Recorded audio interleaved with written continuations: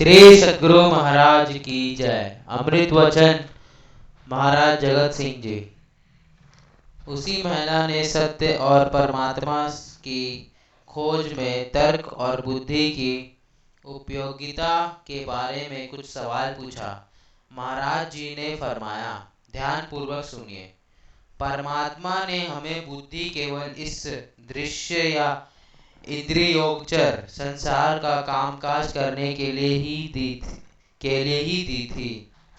बुद्धि वह शक्ति है जिसके द्वारा हम अपने सांसारिक अनुभव का विश्लेषण करके कोई निष्कर्ष निकाल सकते हैं और उसे नज़र में रख कर आगे टिक तरह से काम कर सकते हैं।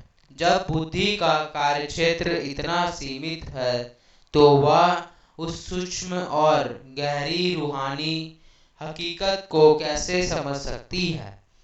सांसारिक अनुभवों का संबंध तो बाहर की ओर ले जाने वाले 9 द्वारों से है, जबकि आत्मा का क्षेत्र 10वें द्वार के अंदर है। और फिर वातावरण तथा परंपरा, देश और काल, पसंद व नापसंद आदि के साथ तर्क प्रणाली और बुद्धि में अच्छा खासा परिवर्तन होता रहता है।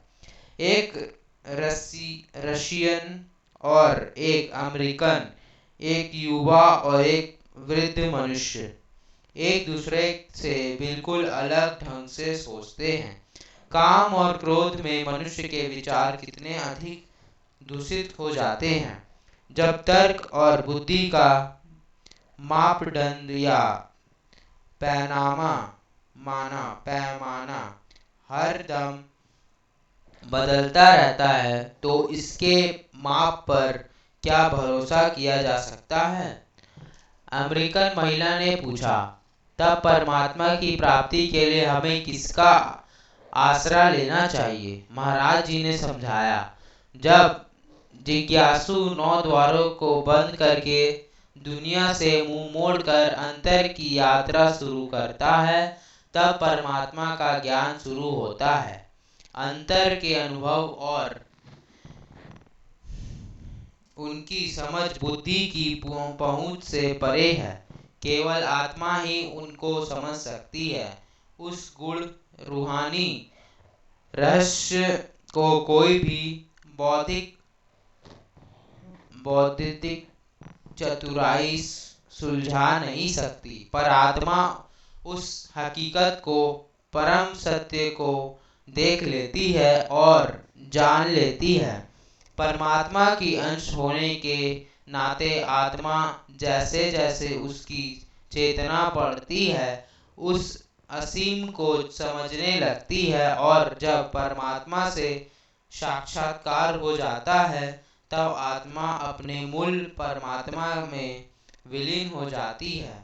इसलिए इस कमजोर और सीमित बुद्धि से केवल तर्क के खिलवाड़ द्वारा सूक्ष्म आत्मिक रहस्यों को समझने की आशा ना करो। सांसारिक तथ्यों के क्षेत्र में भी बहुत कुछ हमारी समझ से परे रह जाता है। फिर इंद्रियों की पहुंच से परे के लोकों के बारे में हम क्या कह सकते हैं। एक बच्चा अपनी माता से पूछता है, माँ मैं कैसे पैदा हुआ। माँ को जवाब मालूम है, पर वह यह भी नहीं जानती है कि बच्चा समझ नहीं सकता, इसीलिए वह हंसकर जवाब देती है, मैंने एक खाना बदोश लड़की से तुझे 1 पैसे में मोल लिया है।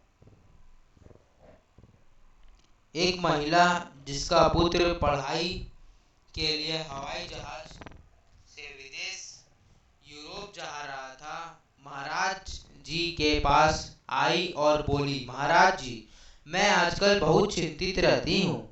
महाराज जी ने उसकी चिंता का कारण पूछा। वह बोली, मेरा लड़का आगे पढ़ाई के लिए कल हवाई जहाज से यूरोप जा रहा है। महाराज जी ने कुछ मुस्कुराए। उनके मुख पर सदा मधुर हास्य रहता था।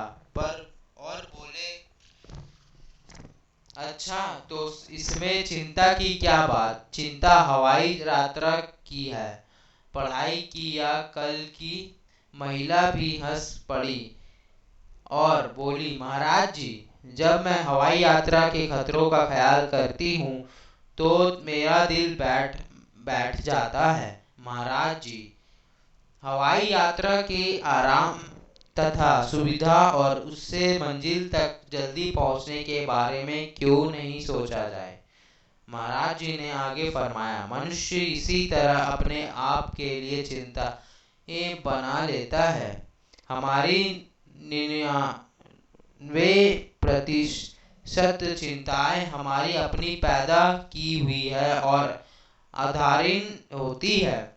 महाराज जी ने शेक्सपियर की एक पंक्ति दोहराई, जिसका अर्थ है कि आने वाली विपत्ति का डर हमें खुद उस विपत्ति से कहीं अधिक दुखी कर देता है। विपत्ति तो शायद आए और शायद आए ही नहीं। श्री सद्गुरु महाराज की जय।